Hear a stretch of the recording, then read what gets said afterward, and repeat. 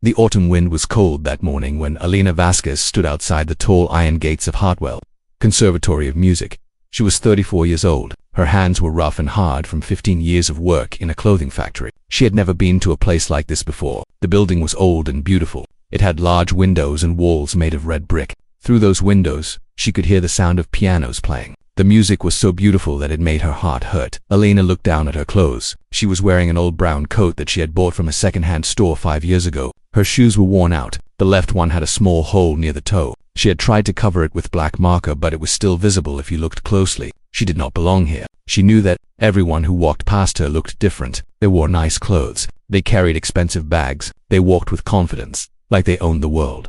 But Alina had not come this far to turn back now. She had dreamed of this moment for 27 years. When she was 7 years old, back in her small village in Guatemala, she had heard a piano for the first time. It was in the old church near her home. An elderly man named Father Miguel used to play the organ every Sunday. Alina would press her small body against the cold stone wall of the church and close her eyes. The music would wash over her like warm water. It made her feel things she could not explain. It made her feel like she was flying.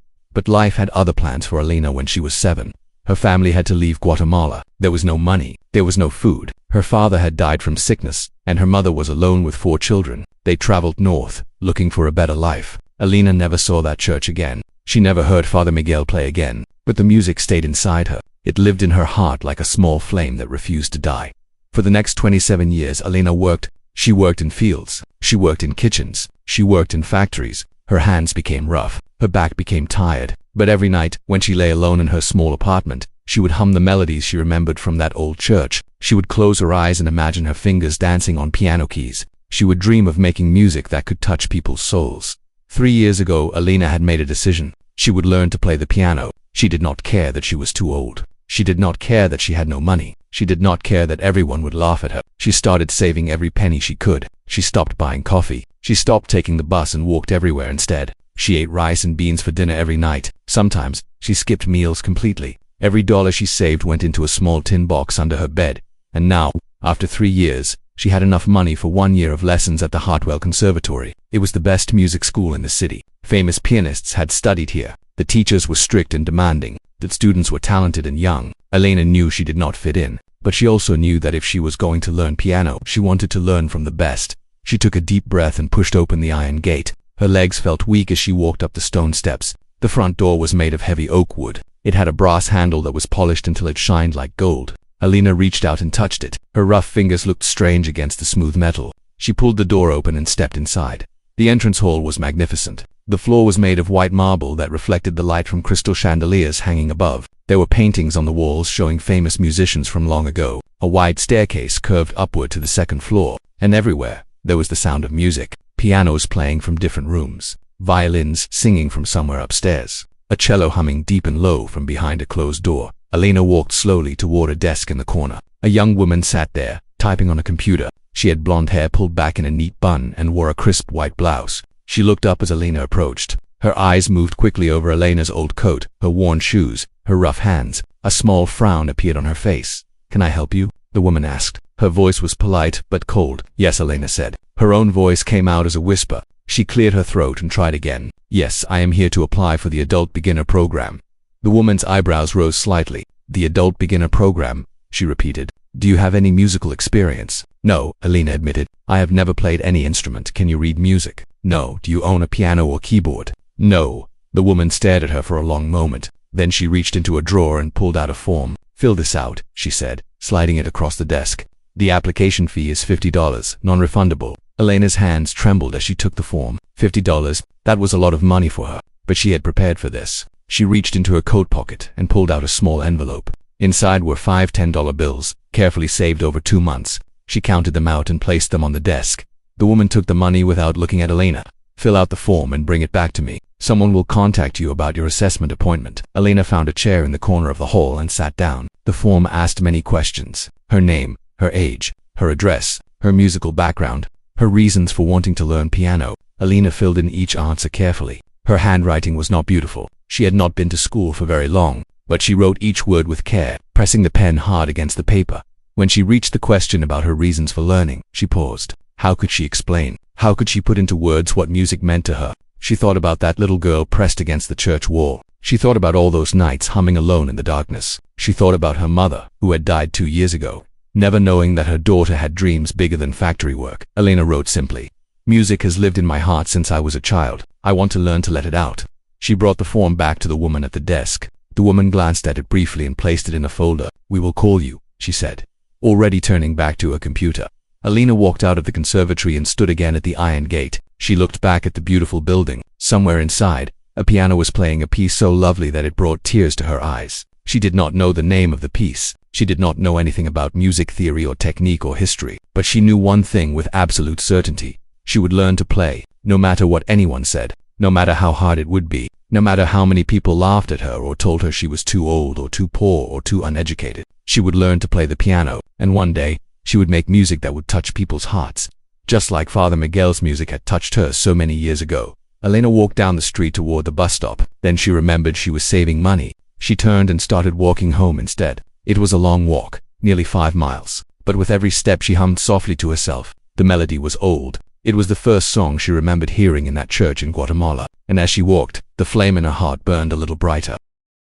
2 weeks passed before Alina received the phone call. She was at work when her phone buzzed in her pocket. She was not allowed to answer calls during work hours, but she saw the number and her heart began to race. It was the conservatory. She quickly asked her supervisor if she could take a short break. The supervisor frowned but nodded. Alina rushed to the bathroom and called the number back. A woman's voice told her that her assessment appointment was scheduled for Friday at 3 o'clock. She would meet with Professor Margaret Ashford, the head of the adult beginner program. Alina thanked the woman and ended the call. Her hands were shaking so badly that she almost dropped the phone into the toilet. Friday came faster than Alina expected. She had asked her supervisor for the afternoon off. She had lost half a day's pay, but she did not care. This was more important than money. She had spent 3 nights washing and pressing her best clothes. She owned only one nice dress. It was dark blue with small white flowers. Her mother had given it to her many years ago. Alina had kept it safe, wearing it only for special occasions. This was the most special occasion of her life. She arrived at the conservatory 30 minutes early. The same blonde woman sat at the front desk. She looked at Alina with the same cold expression and told her to wait. Alina sat in a chair and watched the clock on the wall. Every minute felt like an hour. Students walked past her, carrying instrument cases and folders of sheet music. They did not look at her. She was invisible to them. At exactly 3 o'clock, a door opened and a woman stepped out. She was tall and thin, with silver hair pulled back tightly from her face. She wore a black dress that reached her ankles and a pearl necklace around her neck. Her eyes were sharp and intelligent. They seemed to see everything. "Elena Vasquez?" the woman asked. Alina stood up quickly. "Yes, that is me. I am Professor Margaret Ashford. Follow me." Alina followed the professor down a long hallway. Their footsteps echoed on the marble floor. They passed many doors, and behind each one, Alina could hear music. Finally, they reached a room at the end of the hall. Professor Ashford opened the door and gestured for Alina to enter. The room was smaller than Alina expected. There was a large black piano in the center. It was the most beautiful thing Alina had ever seen. The wood was polished until it gleamed. The keys were white and black, perfectly arranged in a row. 2 chairs sat near the piano, and there was a window that looked out over a garden. "Please sit," Professor Ashford said, pointing to one of the chairs. Alina sat down. Her heart was beating so fast she thought it might burst. Professor Ashford took the other chair and opened a folder. Alina recognized it as the folder containing her application. "I have read your application," the professor said. Her voice was not unkind, but it was not warm either. It was the voice of someone who had done this many times before. "You have no musical experience. You cannot read music. You do not own an instrument. Is this correct?" "Yes," Alina whispered. "Why do you want to learn piano?" Alina swallowed hard. "Because music has been in my heart since I was a little girl. I want to learn to play what I hear inside." Professor Ashford looked at her for a long moment. Her eyes seemed to study Alina's face, her hands, her posture. Alina felt like a bug under a microscope. "Do you understand how difficult this will be?" the professor asked. "Learning piano as an adult, with no foundation, is extremely challenging. Most people who start at your age give up within the first few months." "I will not give up," Alina said. "Everyone says that in the beginning." "I mean it." Professor Ashford sighed. She closed the folder and stood up. "Very well, let us see what we have to work with. Please come to the piano." Alina stood up on trembling legs and walked to the piano. She had never been so close to one before. It was massive and magnificent. She wanted to reach out and touch it, but she was afraid. "Sit on the bench," Professor Ashford instructed. Alina sat down. The bench was smooth and cool. She placed her hands in her lap and looked at the keys. There were so many of them, white and black, stretching from one end of the piano to the other. She did not know where to begin. "Place your hands on the keys," the professor said. "Do not press them. Just rest your fingers on them." Alina lifted her hands and placed them on the keys. The ivory was smooth under her rough fingers. She felt a connection, like electricity flowing from the piano into her body. Professor Ashford looked at Elena's hands and frowned. "Your fingers are very stiff," she said. "Years of factory work, I assume." Elena nodded. She felt ashamed of her rough, calloused hands. "Press this key," the professor said, pointing to one of the white keys in the middle of the piano. Elena pressed the key. A sound came out. It was clear and pure, like a bell ringing in an empty church. Elena felt tears spring to her eyes. She had made that sound. After all these years, she had finally touched a piano and made music. "Now this one," the professor said, pointing to another key. Elena pressed it. Another note rang out, slightly higher than the first. For the next 30 minutes, Professor Ashford tested Elena in various ways. She asked her to repeat rhythms by clapping. She played notes and asked Elena to say if they were high or low. She asked Elena to sing a simple melody. Elena did her best, but she could see the professor's frown growing deeper with each test. Finally, Professor Ashford sat back in her chair and looked at Elena. Her expression was serious. Elena felt her heart sink. "Miss Vasquez," the professor began, "I must be honest with you. In my 41 years of teaching, I have learned to recognize potential. Some people have a natural gift for music. It is in their blood, in their bones. Others can develop skill through hard work and dedication. And then there are those who, despite their best efforts, will never be able to play at even a basic level." Elena waited. She knew what was coming. "Your sense of rhythm is poor. Your pitch recognition is below average. Your fingers lack the flexibility needed for piano technique. And at 34 years old, with no musical background whatsoever, the odds of you succeeding are very, very low." Elena said nothing. She stared at her hands, resting on the piano keys. "I am not saying this to be cruel," Professor Ashford continued. "I am saying this because I do not want you to waste your money. Piano lessons are expensive. Perhaps that money could be better spent elsewhere." "Are you saying I cannot join the program?" Elena asked. Her voice was small. Professor Ashford sighed. "No. Our policy is to accept anyone who applies and pays the fee. You are welcome to try, but I want you to have realistic expectations. I will be honest in my assessment notes. I am recommending that we review your progress after 1 month. If there is no improvement, we may need to discuss discontinuation." Elena nodded slowly. She understood what the professor was really saying. She expected Elena to fail. She expected Elena to give up. After Elena left, Professor Ashford opened her notebook and wrote her assessment. Her handwriting was neat and precise. She wrote, "Student lacks fundamental aptitude, poor rhythm, weak pitch recognition, inflexible fingers, no musical background, unlikely to progress beyond basic level. Recommend review after trial period. Complete failure anticipated." She closed the notebook and placed it in her desk drawer. She had seen many students like Elena over the years, dreamers who thought that wanting something badly enough could make it happen. They always failed. They always gave up. Elena would be no different. Professor Margaret Ashford had never been so wrong about anyone in her entire life. Professor Ashford saw Elena as just another hopeless dreamer. The other students at the conservatory saw her as a strange old woman who did not belong. But none of them knew Elena's story. None of them knew what lived inside her heart. None of them understood the fire that burned in her soul. Elena was born in a tiny village in the mountains of Guatemala. The village was so small that it did not appear on most maps. There were only about 50 families living there. They grew corn and beans in small fields carved into the hillsides. They raised chickens and goats. They lived simple lives, far away from the noise and rush of the modern world. Elena was the third of 4 children. Her father was a farmer named Carlos. Her mother was a weaver named Rosa. They were poor, but they were happy. Carlos would sing old songs while he worked in the fields. Rosa would hum melodies as she wove colorful cloth on her wooden loom. Music was part of their daily life, as natural as breathing. The center of the village was a small stone church. It was over 200 years old. The walls were thick and cool, even on the hottest days. Inside there was an old organ that had been brought from Spain long ago. The organ was magnificent. It had dozens of pipes, some as tall as a man, some as thin as a finger. When it played, the sound filled the entire church and spilled out into the village square. The man who played the organ was Father Miguel. He was old even when Elena was born. His hair was white as snow, and his face was covered with wrinkles, but his fingers were still strong and nimble. When he played, it was like watching magic happen. His hands would dance across the keys, and the most beautiful sounds would pour out of those ancient pipes. Elena was fascinated by Father Miguel from the moment she could walk. Every Sunday she would beg her mother to take her to church early. She would find a spot close to the organ and watch Father Miguel prepare. He would clean the keys with a soft cloth. He would whisper to the instrument like it was an old friend. Then he would sit down and begin to play. The first time Elena heard the organ, she cried. She was only 3 years old. She did not understand why the music made her cry. It was not sadness. It was something deeper. It was like the music was speaking directly to her soul, saying things that words could never say. As she grew older, Elena developed a habit. Every evening, After her chores were done, she would sneak away from home and run to the church. She would press her small body against the cold stone wall outside and listen. Father Miguel practiced every evening for at least 2 hours. Alina would sit there in the darkness, eyes closed, letting the music wash over her. Sometimes she would fall asleep against the church wall. Her mother would find her there and carry her home. Rosa never scolded Alina for this. She understood. She had felt the same pull toward music when she was young. But life in the village was hard. There was no time for dreams. There was only work. When Alina was 6 years old, she gathered all her courage and approached Father Miguel after Sunday Mass. The old priest looked down at her with kind eyes.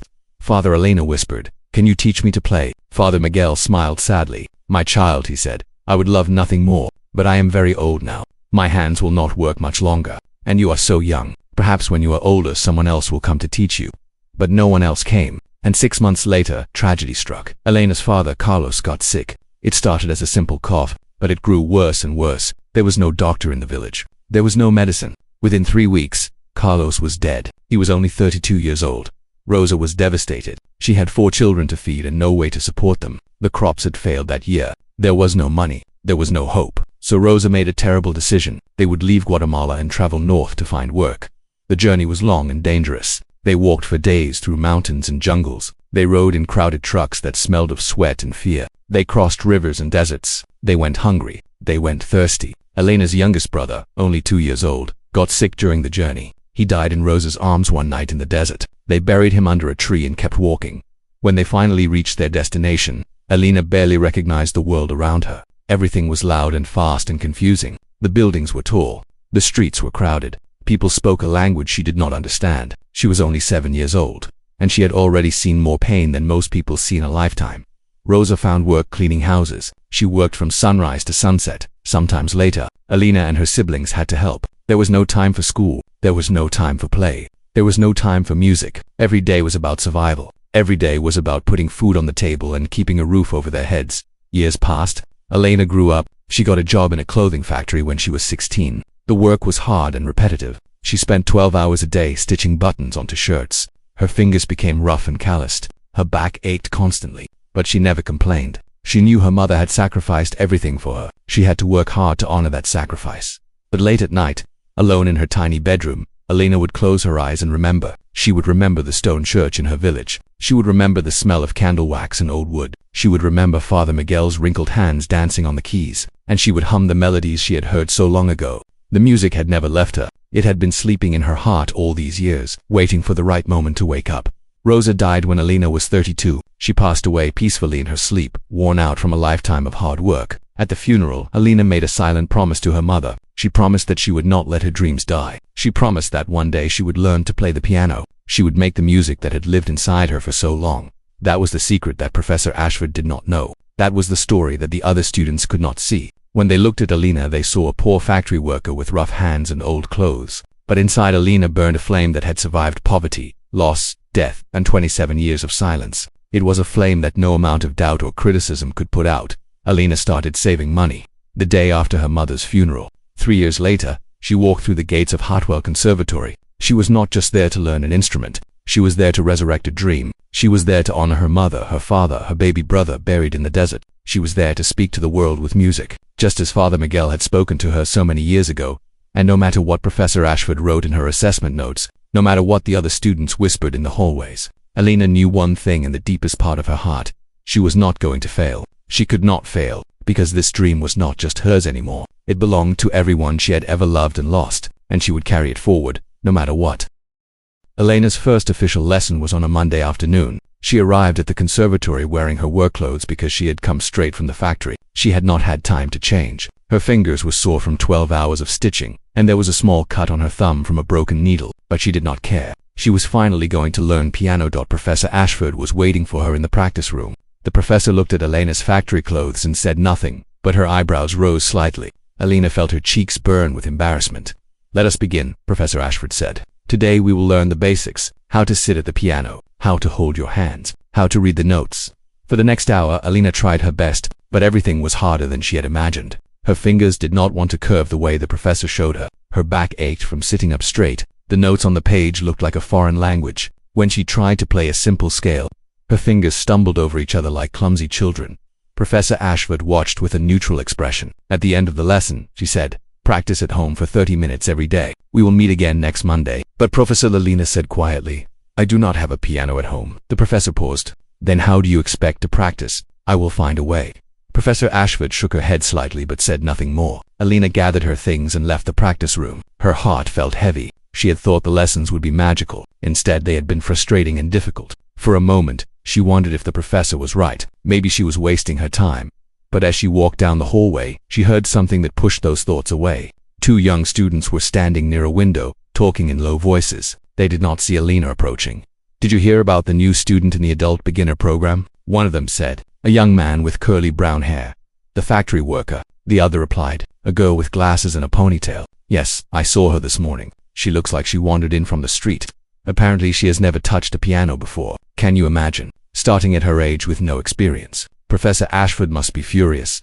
The girl laughed. "Why would anyone do that to themselves? She is going to embarrass herself. It is kind of sad, really." Alina stopped walking. She stood frozen in the hallway, listening to every word. Her face burned. Her eyes stung with tears she refused to let fall. "Some people just do not know their limits," the young man said. "Music is not for everyone. She should stick to whatever she was doing before." The students walked away, still laughing. They never knew Alina had heard them. She stood alone in the hallway for a long time, unable to move. The words echoed in her head like a cruel song. Factory worker, no experience, when embarrass herself, does not know her limits. That night, Alina did not go home. Instead, she found a practice room that was empty. The conservatory allowed students to use the rooms until 10 o'clock at night. Alina sat down at the piano and stared at the keys. Her fingers were trembling. She thought about giving up. She thought about going back to a simple life at the factory. She thought about forgetting this foolish dream and being realistic. Maybe the students were right. Maybe Professor Ashford was right. Maybe some people were just not meant to play music. But then she heard another voice in her head. It was her mother's voice, soft and gentle, speaking to her from somewhere beyond this world. "Mia," her mother said, "you have survived so much. You have walked through fire and come out the other side. Do not let the words of strangers stop you now. Play for me. Play for your father. Play for your little brother. To play for everyone who never had the chance to follow their dreams." Alina wiped her eyes and placed her fingers on the keys. She started practicing the scale Professor Ashford had taught her. Her fingers stumbled. She tried again. They stumbled again. She tried a third time, a fourth time, a 10th time. Her fingers ached, but she kept going.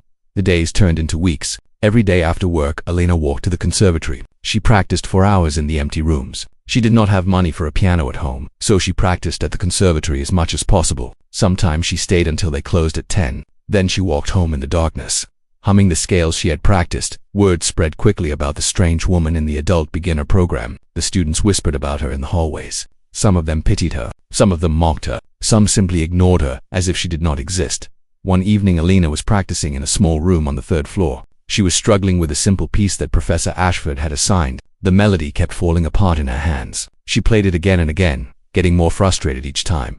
Then she heard footsteps outside the door. They stopped. Through the small window in the door, Alina saw a face looking in at her. It was a young man with blonde hair and sharp blue eyes. She recognized him. His name was Marcus. He was 19 years old and already one of the best piano students at the conservatory. He had won 3 national competitions. People said he was a genius. Marcus watched Alina play for a moment. His expression was not kind. He shook his head slowly, like he was watching something pathetic. Then he turned to someone standing beside him. "Some people should know their limits," he said. His voice was loud enough for Alina to hear through the door. "There is no point in trying to teach someone like that. It is like trying to teach a stone to sing." His friends laughed. They walked away, their footsteps fading down the hallway. Alina sat very still at the piano. Her hands were shaking. The words cut deeper than any of the others. Coming from Marcus, a true prodigy, they felt like a final verdict, a confirmation of what everyone believed. She was a stone trying to sing. She was a fool chasing an impossible dream. That night, Alina played until her fingers bled. She did not notice the pain at first. She was too focused on the music, on proving something to herself. When she finally looked down at her hands, she saw blood on the white keys. She stared at the blood for a long moment. Then she reached into her bag and pulled out a small roll of bandages she always carried. She wrapped her fingers carefully, covering the wounds. When she was done, she placed her bandaged hands back on the keys, and she kept playing. The next morning, Alina went to work with her fingers wrapped in bandages. Her supervisor asked what happened. Alina said she had cut herself cooking dinner. It was a lie, but she did not care. The pain in her fingers was nothing compared to the fire burning in her heart. She would not give up. She would not let them win. They could laugh at her. They could whisper about her. They could call her a stone. But stones could be shaped. Stones could be carved. And sometimes, against all odds, stones could learn to sing. 8 weeks had passed since Alina began her piano lessons. 8 weeks of struggling with scales and simple melodies. 8 weeks of practicing until her fingers hurt. 8 weeks of whispers and mocking looks from other students. And despite all her efforts, Alina felt like she had made almost no progress. Professor Ashford had tried different approaches. She had simplified the exercises. She had slowed down the pace. She had given Alina extra materials to study, but nothing seemed to work. Alina's fingers remained stiff and clumsy. Her rhythm was still uneven. Her playing was hesitant and full of mistakes. On a cold Wednesday afternoon, Alina arrived at the conservatory for her weekly lesson. She noticed something different about Professor Ashford's expression. The professor looked tired. There was sadness in her eyes that Alina had not seen before. "Please sit down, Miss Vasquez," Professor Ashford said, gesturing to a chair near her desk. Not the piano bench, but the chair. This was unusual. Alina's heart began to beat faster.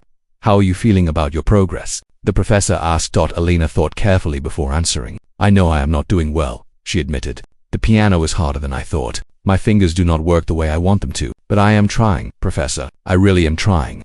"I know you are," Professor Ashford said gently. "I have never seen a student practice as much as you do. The cleaning staff tells me you are often the last person to leave the building." Alina nodded. She did not know what else to say. Professor Ashford sighed deeply. She folded her hands on her desk and looked at Alina with a mixture of sympathy and resignation. "Miss Vasquez, I have been teaching piano for 41 years. In that time I have worked with hundreds of students. Some were naturally gifted. Some developed through hard work. And some, despite their best efforts, could not reach even a basic level of competence." Alina felt cold. She knew what was coming. "I have watched you closely these past 8 weeks, the professor continued. "You have dedication. You have passion. These are admirable qualities. But dedication and passion alone cannot create musical ability where none exists. The human body has limitations. The adult brain has limitations. And I am afraid that in your case, these limitations are too severe to overcome." "What are you saying, Professor?" Professor Ashford looked down at her hands. "I am recommending that you discontinue your studies. I do not say this to hurt you. I say this because I do not want you to continue wasting your money on something that will not succeed. You have already paid for 1 year of lessons. The conservatory can refund you for the remaining months. You could use that money for other things." The room went very quiet. Alina could hear her own heartbeat pounding in her ears. Outside the window, a bird was singing. The sound seemed to come from very far away. "You are giving up on me," Alina said softly. "I am being realistic with you. It is kinder to tell you the truth now than to let you struggle for another 10 months only to reach the same conclusion."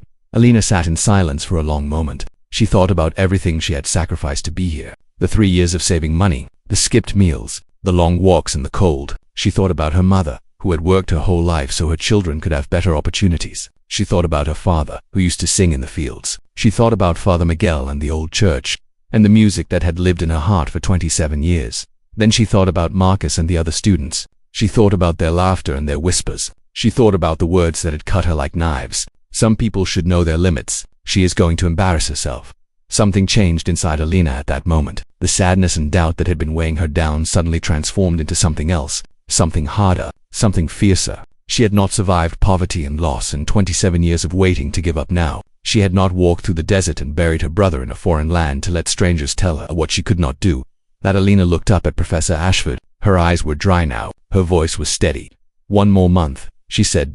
Professor Ashford blinked. "I am sorry. Give me 1 more month, please. Just 1 more month. If I have not improved by then, I will leave without argument. You can keep the rest of my money. But please, give me 1 more chance." The professor shook her head slowly. "Miss Vasquez, I have just explained to you why this is not going to work. More time will not change the fundamental limitations." "You do not know that," Alina said. "You have never seen a student like me before. You said so yourself. I practice more than anyone. Maybe I just need more time. Maybe something will change."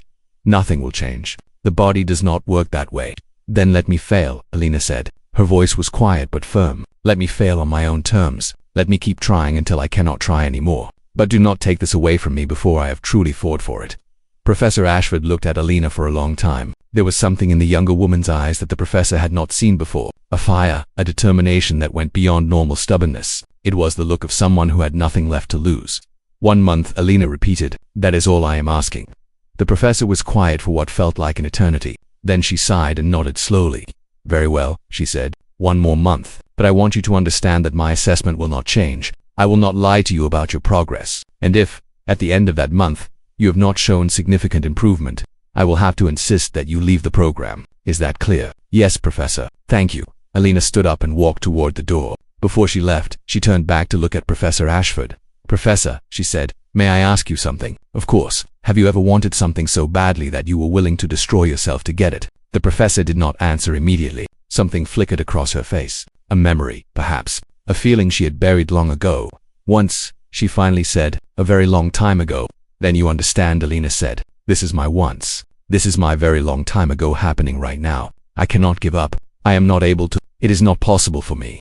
She walked out of the office and closed the door behind her. Professor Ashford sat alone in the silence. She thought about the young woman who had just left. She thought about the fire in her eyes and the steel in her voice. In 41 years of teaching, she had seen many students come and go, some talented, some not, but she had never met anyone quite like Alina Vasquez. Still, passion could not change reality. Hard work could not create talent where none existed. The professor was sure of this. She had seen it proven time and time again. In 1 month, Elena would fail. The professor would be proven right, and life would continue as it always had. That was what Professor Margaret Ashford believed, and like so many other things in her life, she was wrong. The morning after her conversation with Professor Ashford, Elena woke up at 3 o'clock in the morning. The sky outside her window was still dark. The city was quiet. She got out of bed and started preparing. She had only 1 month, 30 days to prove that she belonged at the conservatory, 30 days to show everyone that they were wrong about her. She could not waste a single moment. Elena had done some research. She discovered that the conservatory opened its doors at 5 o'clock in the morning for cleaning staff. The students usually did not arrive until 8 or 9. That meant she had 3 or 4 hours every morning when the practice rooms were empty. If she could get in early, she could practice before anyone else arrived. Then she would go to work. Then she would come back in the evening and practice until the building closed. It would be exhausting. It would be brutal. But it was her only chance. She ate a small breakfast of bread and black coffee. Then she walked through the dark streets to the conservatory. When she arrived at 5 o'clock, a surprised cleaning woman opened the side door for her. "You were here very early," the woman said. "I have a lot of work to do," Elena replied.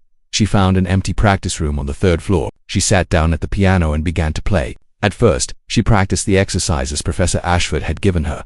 Scales, arpeggios, simple melodies. Her fingers stumbled as they always did, but she did not stop. She played each exercise 10 times, 20 times, 50 times, 50 times. As the sun rose outside the window, Elena started to notice something. Her fingers were moving a little more smoothly.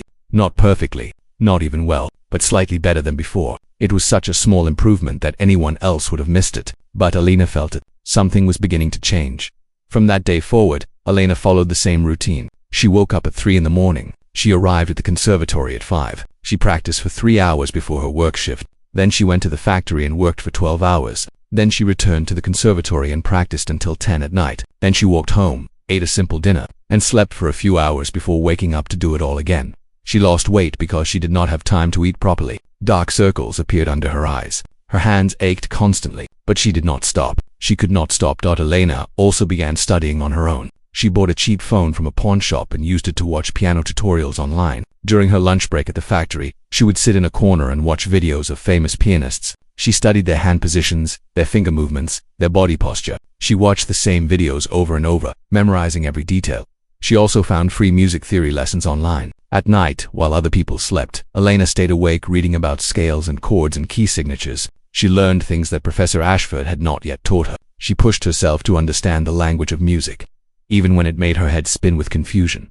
But the most important change was happening inside Elena's heart and hands. Something was shifting, something that could not be explained by practice hours or online tutorials. It was as if the music that had lived inside her for 27 years was finally beginning to wake up. When she played now, she did not just think about which keys to press. She closed her eyes and listened to the melody that had always been in her heart. The melody from the old church in Guatemala. The melody her father used to sing in the fields. The melody her mother hummed while weaving. These melodies were part of her blood, part of her bones. And slowly, her fingers began to remember them. Professor Ashford noticed the change during their weekly lessons, but she was careful not to show too much surprise. Elena's rhythm was becoming more steady. Her fingers were moving with less hesitation. The simple pieces she played were still far from perfect, but there was something different about them now. There was feeling behind the notes. One day, the professor asked Elena to play a simple piece she had been practicing. It was a beginner's version of a lullaby. Elena closed her eyes and began to play. The melody was simple. The technique was still rough, but there was something in the way Elena played that made Professor Ashford stop and listen. The music was sad, not because Elena was playing wrong notes, but because Elena was putting her heart into every single sound. She was not just playing a lullaby. She was playing her childhood. She was playing her mother's voice. She was playing all the years of loss and longing that had built up inside her when Alina finished. She opened her eyes and looked at the professor. Professor Ashford's face was strange. It was the same neutral expression she always wore, but there was something different in her eyes. A flicker of doubt, a hint of wonder. "That was better," the professor said quietly. "That was much better." Alina nodded. She did not smile. She knew she still had a long way to go. 2 weeks into her intensive training, something remarkable happened. Alina was practicing alone in the early morning when her fingers suddenly moved without her thinking. They glided across the keys, playing a melody she had not planned. It was the melody from Father Miguel's church, the melody she had heard when she was 7 years old. She had never seen the sheet music for this piece. She did not even know its name. But her fingers knew it. They had always known it. Alina played the melody from memory, tears streaming down her face. It was not perfect. There were wrong notes and missed rhythms, but it was real. It was the music she had carried inside her for 27 years, finally coming out through her fingers. At that moment, Alina understood something important. She had been trying to learn piano like everyone else, like a blank page that needed to be filled with new information. But she was not a blank page. She was a book that had already been written. The music was already inside her. She did not need to put it in. She just needed to let it out. From that moment, everything changed. Alina stopped trying to force her fingers to obey rules they did not understand. Instead, she listened to the music in her heart and let her fingers follow. Her technique was still rough. Her knowledge was still limited. But there was something in her playing that could not be taught. Something that came from a lifetime of listening, feeling, and dreaming. The cleaning staff at the conservatory started to talk about her. The woman who came in at 5 in the morning and played until her fingers bled. The woman who practiced through lunch breaks and stayed until closing time. The woman who seemed to be fighting some invisible battle that no one else could see. They did not know that Alina was fighting for her life. They did not know that every note she played was a prayer. They did not know that inside that worn-out body with the rough hands and tired eyes burned a fire that nothing in the world could put out. 1 month, that was all she had, and she was going to use every single second of it.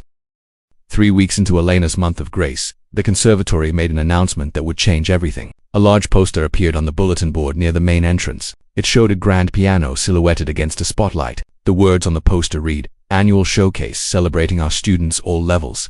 Welcome." The annual showcase was one of the most important events at Hartwell Conservatory. It was held in the main auditorium, a beautiful hall with velvet seats and crystal chandelier. Important people came to watch. Donors who gave money to the school, critics who wrote about music in newspapers, parents and friends and former students, sometimes even talent scouts looking for the next great pianist. Every student at the conservatory was invited to perform. It was not required, but most students looked forward to it. It was a chance to show what they had learned, a chance to play on a real stage in front of a real audience. For advanced students like Marcus, it was an opportunity to shine. For beginners, it was usually a nightmare. Alina stood in front of the poster for a long time reading every word. The showcase was scheduled for the end of the month. The same week her trial period would end. The same week Professor Ashford would decide whether she could stay. Something stirred inside Alina, a crazy idea, a dangerous thought. She should sign up for the showcase. The logical part of her brain screamed that this was a terrible plan. She was not ready. She had only been playing for 8 weeks. The other performers would be students who had practiced for years. She would embarrass herself in front of hundreds of people. She would prove everyone right about her being a failure. But another part of Alina, the part that had walked through deserts and buried her brother in foreign soil, whispered something different. This was her chance. If she was going to fail, she might as well fail in front of everyone. And if by some miracle she succeeded, she would prove once and for all that the doubters were wrong. Alina reached out and touched the poster. Her fingers traced the outline of the piano. Then she made her decision. She walked to the administration office and asked for a showcase application form. The secretary looked at her with surprise. "The adult beginner class?" the secretary asked, checking her records. "Are you sure you want to sign up? The showcase can be quite intimidating for new students." "I am sure," Alina said. The secretary shrugged and handed her the form. Alina filled it out carefully. When she reached the section asking which piece she would perform, she hesitated. She had been practicing several beginner pieces, simple songs meant for students just starting out. They were safe choices, easy to play, but they were not what Alina wanted to play. She thought about the melody that had come to her fingers. During her early morning practice, the melody from Father Miguel's church. She had searched online and finally found its name. It was Clair de Lune by a French composer named Claude Debussy. When Alina listened to professional recordings of the piece, she was overwhelmed by its beauty. It was far beyond her skill level. It was meant for advanced students who had practiced for many years, but it was also the piece that had lived in her heart since childhood. It was the music that had called to her from across oceans and decades. If she was going to play at the showcase, she wanted to play something meaningful, something real. Alina wrote on the form Clair de Lune by Claude Debussy. When the showcase sign-up list was posted on the bulletin board, the reaction was immediate. Students gathered around, looking at the names and commenting on who was playing what. When they reached Elena's name, there was a moment of stunned silence. Then the laughter began.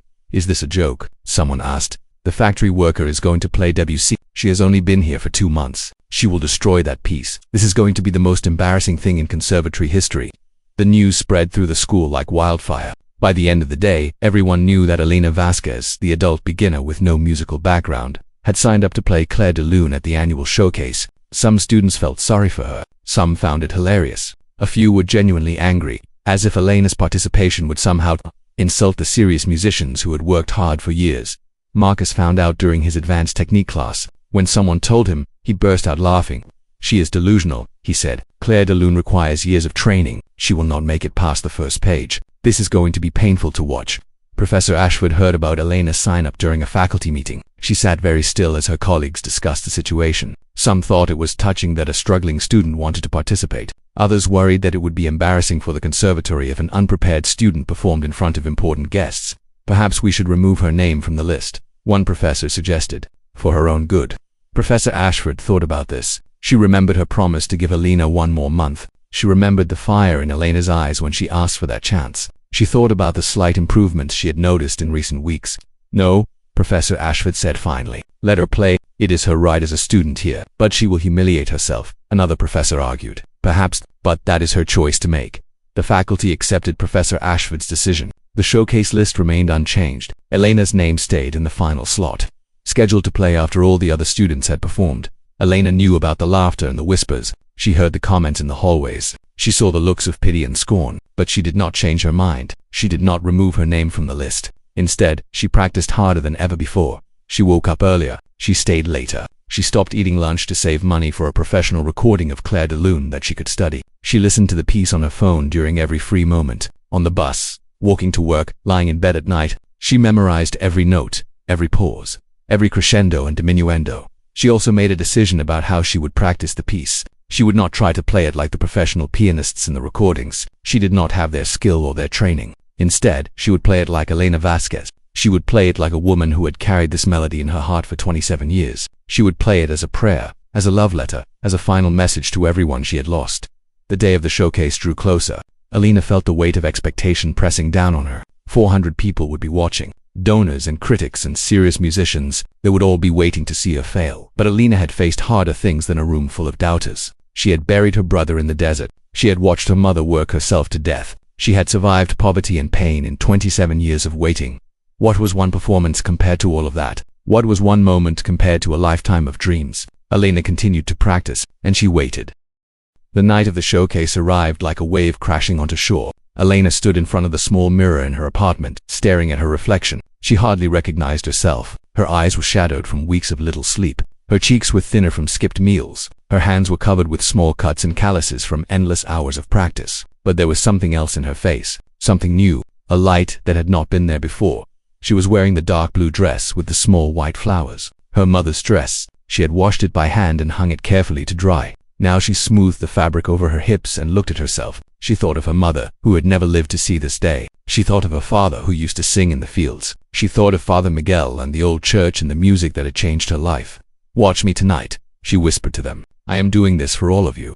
The evening was cold when Elena walked to the conservatory. The sky was clear, filled with more stars than she had seen in months. She remembered nights like this in her village, when the sky seemed close enough to touch. She took it as a good sign. The conservatory was transformed for the showcase. Lights illuminated the entrance. A red carpet covered the stone steps. Expensive cars were pulling up, letting out well-dressed guests who walked inside with confident smiles. Elena felt out of place in her simple dress and worn shoes, but she straightened her back and walked through the front door. The main auditorium was magnificent. Elena had never been inside before. The ceiling was high and painted with angels and clouds. The seats were covered in red velvet. Crystal chandeliers hung from above, casting soft light over everything. A grand piano stood in the center of the stage, gleaming under the spotlights. It was the most beautiful piano Elena had ever seen. She made her way backstage, where the other performers were gathering. Most of them ignored her. A few gave her looks of pity or amusement. Marcus stood in a corner, warming up his fingers with silent exercises. He was dressed in a perfect black suit, and he moved with the confidence of someone who had already won. "You were actually going through with this?" a voice asked beside Elena. She turned to see a young woman with short red hair. Elena did not recognize her. "Yes," Elena said. The woman shook her head. I think you are very brave, or very foolish. Maybe both. Maybe, Elena agreed. The auditorium filled with 400 guests. Elena peeked through a gap in the curtain and saw rows and rows of people. She saw donors in expensive clothes, their jewelry sparkling under the lights. She saw critics with notebooks and serious expressions. She saw families and friends of the performing students, their faces filled with pride. And in the front row, she saw Professor Ashford, sitting very still with her hands folded in her lap. The showcase began. One by one, students took the stage and performed their pieces. A young girl played a cheerful Mozart sonata. A teenage boy performed a passionate Chopin 8. A woman in a silver dress played a jazz improvisation that made the audience sway in their seats. Each performance was met with enthusiastic applause. Then Marcus took the stage. The audience fell silent with anticipation. Everyone knew who he was. Everyone knew he was special. He sat at the grand piano, adjusted the bench, and placed his fingers on the keys. He played rock. The piece was fast and difficult, filled with thundering chords and lightning-quick runs. His fingers flew across the keys like they had wings. The music filled the auditorium, sweeping over the audience like a storm. When he finished, there was a moment of stunned silence. Then the audience erupted into applause. People rose to their feet. A standing ovation for Marcus, the prodigy, the future star. Marcus stood and bowed, a satisfied smile on his face. He walked off stage, passing close to Elena.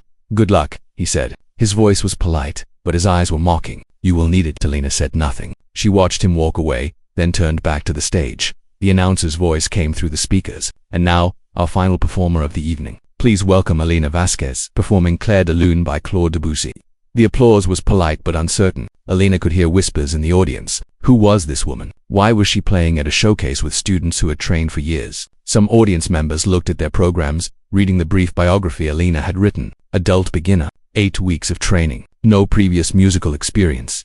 The whispers grew louder. Elena took a deep breath. Her heart was pounding so hard she could feel it in her throat. Her hands were trembling. For a moment, she considered running away. She could slip out the back door and disappear into the night. No one would be surprised. They expected her to fail anyway. Why put herself through this humiliation? But then she thought of her mother, who had worked until her body broke. She thought of her father who died too young. She thought of her baby brother, buried in the desert. She thought of Father Miguel, who had told her she was too young to learn. She thought of Professor Ashford, who had written complete failure anticipated in her notes. She thought of every person who had ever told her she could not do something. Every employer who had underpaid her. Every student who had laughed at her. Every moment of doubt and pain and longing that had led her to this stage.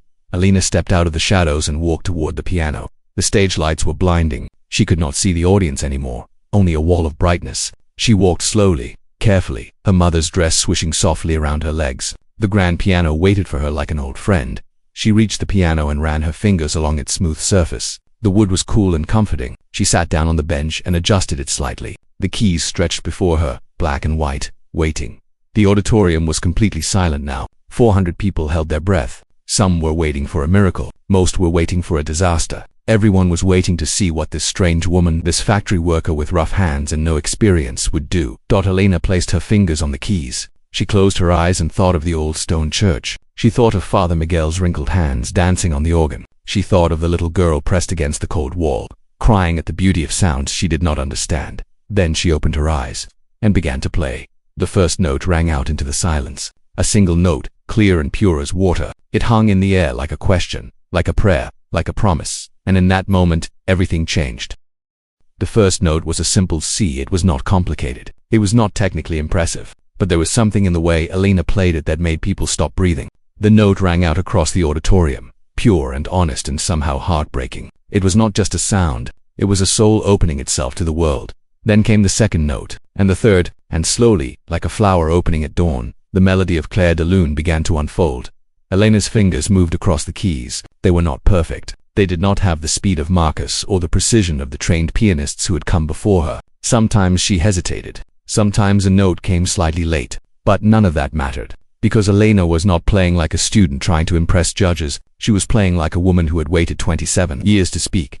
The music floated through the auditorium like moonlight. That was what Clair de Lune meant. Light of the moon. And that was exactly what it felt like. Soft, gentle, full of longing and beauty and quiet sadness in the audience. Something strange began to happen. People who had come expecting to laugh were not laughing. People who had come expecting to cringe were not cringing. Instead, they were leaning forward in their seats, caught by something they did not understand. The music was reaching into their hearts and touching places they had forgotten existed. A woman in the third row felt tears rolling down her cheeks.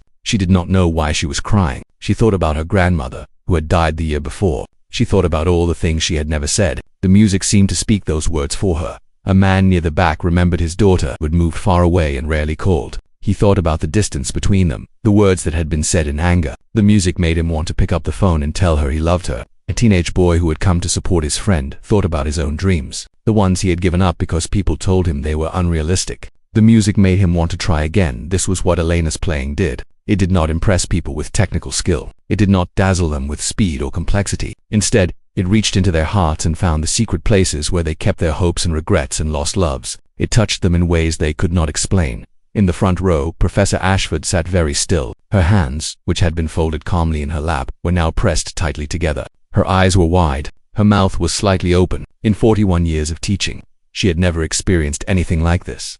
She had been wrong about Alina completely, and utterly wrong.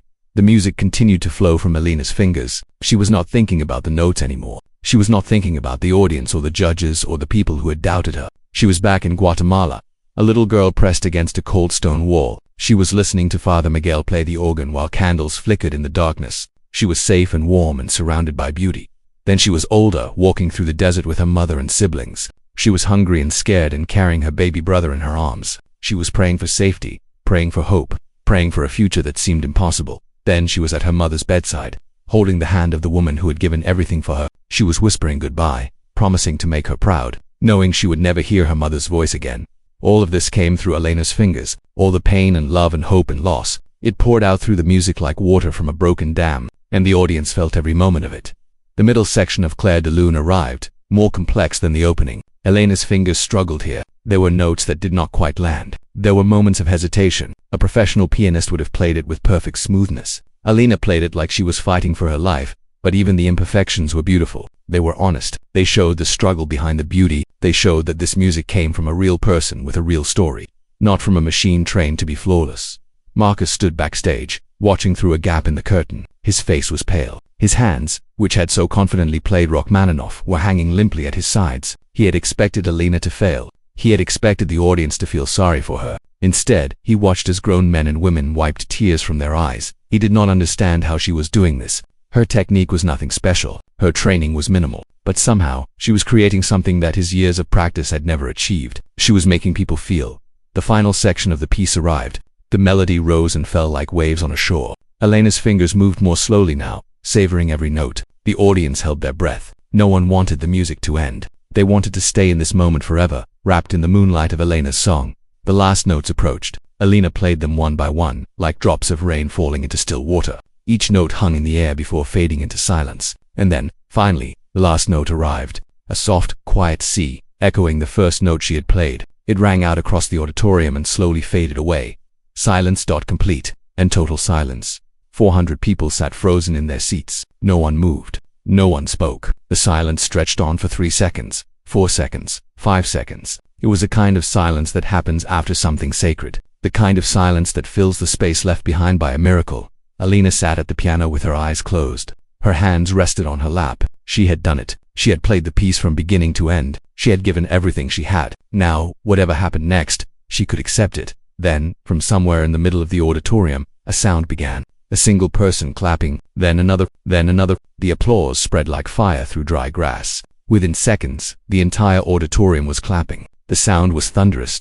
And then people started to stand. First one person, then 5, then 20, then everyone. 400 people rose to their feet, applauding with all their strength. The sound filled the auditorium and spilled out into the hallways. It was the loudest applause anyone at the conservatory had ever heard. Alina opened her eyes and looked out at the audience. At first she could not understand what was happening. Why were they standing? Why were they cheering? She had made mistakes. She had stumbled over notes. She was nothing compared to the polished performers who had come before her. But then she saw their faces. She saw the tears streaming down their cheeks. She saw the smiles filled with joy and wonder. She saw something she had never expected to see. She saw love, and Alina Vasquez, the factory worker who was supposed to fail, began to cry.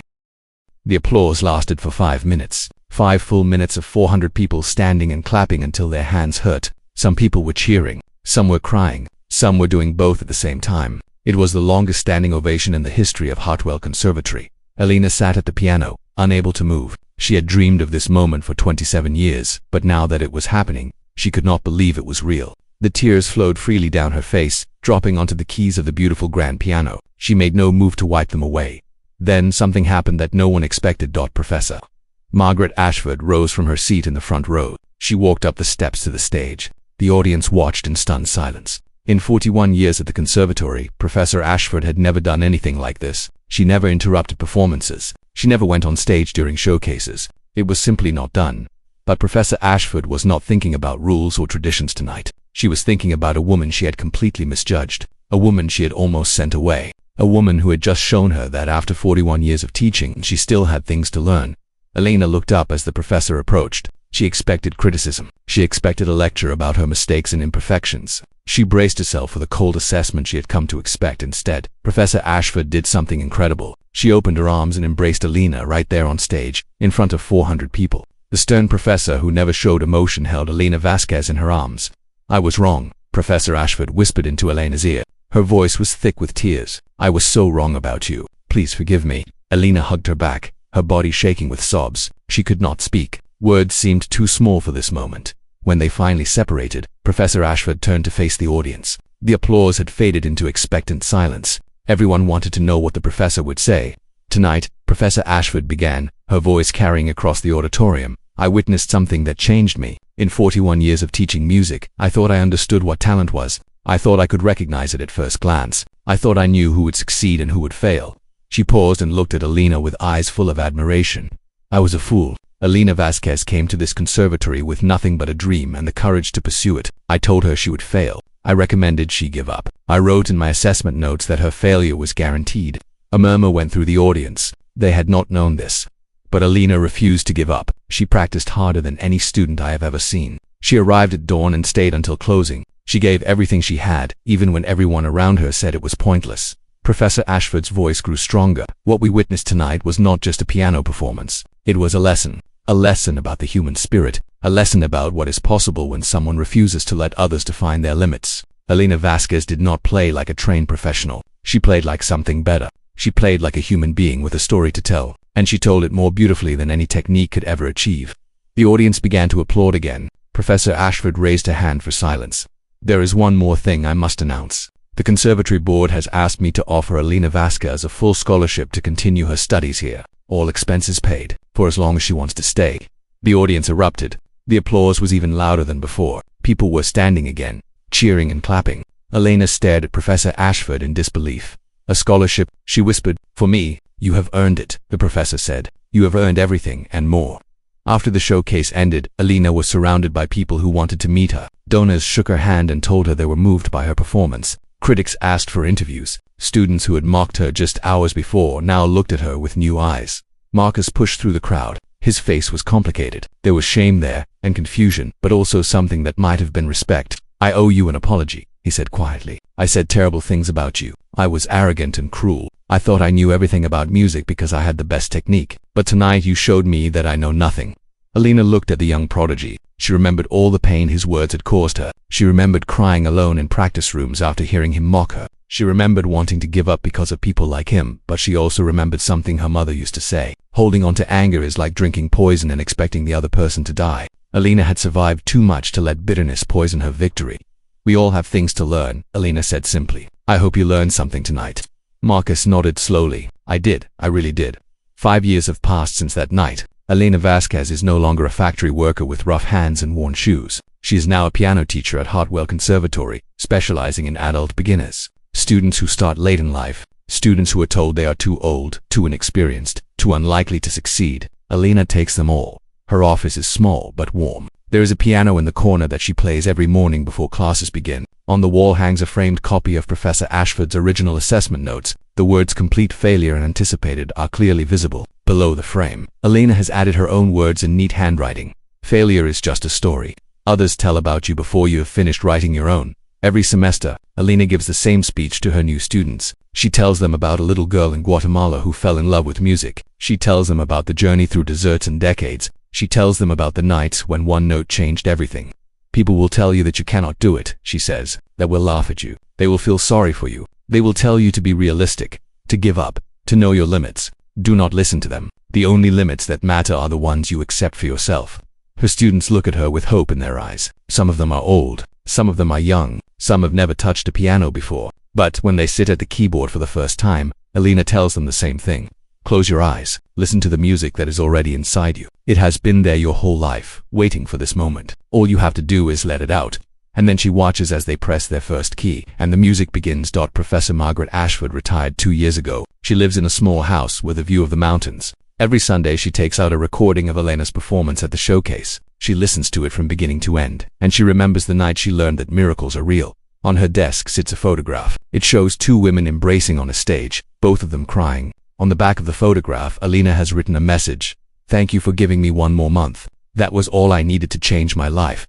Professor Ashford keeps the photograph where she can see it every day. It reminds her that the human spirit is stronger than any assessment, any prediction, any doubt. It reminds her that sometimes the most beautiful music comes from the most unexpected places. And somewhere, in the old stone church in Guatemala, Father Miguel's organ still stands. It no longer plays. The pipes are rusted and silent. But if you press your ear against the cold stone wall, some say you can still hear the echo of melodies that refuse to die.